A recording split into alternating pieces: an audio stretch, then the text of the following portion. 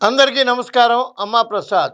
ఓం నమో వెంకటేశాయ. స్వామి నిన్ను కూడా వదలలేదు స్వామి. వైఎస్ఆర్సీపీ ప్రభుత్వం నిన్ను కూడా వదలలేదు, నీ లడ్డూను కూడా వదలలేదు. తిరుమల లడ్డు అంటే అది ఒక దివ్య ఔషధంగా, సంజీవనిగా కళ్ళకద్దుకుని చెప్పులు విడిచేసి ప్రసాదం తింటారు. అంత పవిత్రత కలిగినటువంటి ప్రసాదం వైఎస్ఆర్సీపీలో అడల్టరేషన్ కి గురైంది, జంతు కొవ్వులు కలిశాయి అని ఆరోపణలు వస్తే కేంద్ర ప్రభుత్వం సుప్రీంకోర్టు ద్వారా నియమించినటువంటి సిట్ ద్వారా విచారణ జరిపితే అందులో అడల్టరేషన్ జరిగింది. అంటే ఏంటి?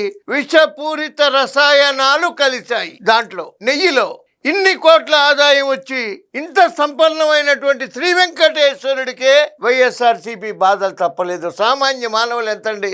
దేవుణ్ణే వదలలేరా? దేవుడు అంటే భక్తి లేకపోవచ్చు, భయమైనా ఉండాలి కదా. ఈ ఘీ అడల్టరేషన్, సింథటిక్ ఘీ అంటే మీరు ఎవరైనా గూగుల్లో చదువుకున్న వాళ్ళు కొడితే తెలుస్తుంది. కెమికల్స్ కలిసి ఆ అవసరమే వచ్చింది. ఇదేం కర్మ అండి? శ్రీ వెంకటేశ్వరుడు ప్రసాదానికి అంటే అవినీతి చేయటానికి శ్రీ వెంకటేశ్వరుడు దొరికాడా? శ్రీ వెంకటేశ్వరుడు లడ్డుగా?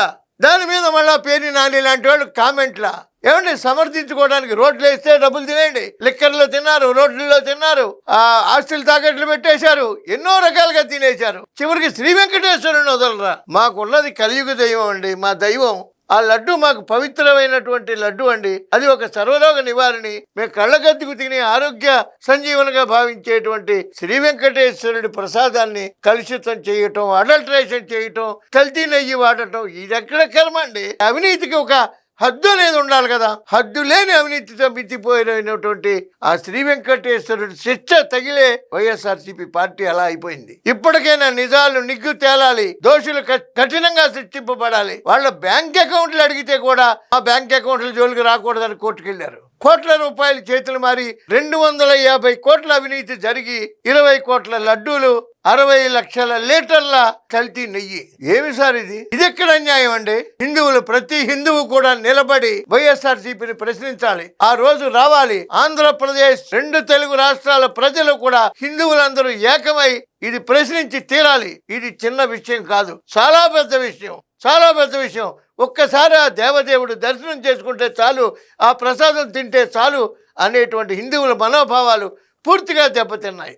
ఎవరు కూడా హిందువుల మనోభావాలతో ఆడుకునే ప్రయత్నం చేస్తే హిందువులంగా అందరూ కూడా సంఘటితంగా ఏకమై ఎదిరించి తీరాలి, నిలబడి తీరాలి, క్వశ్చన్ చేయాలి.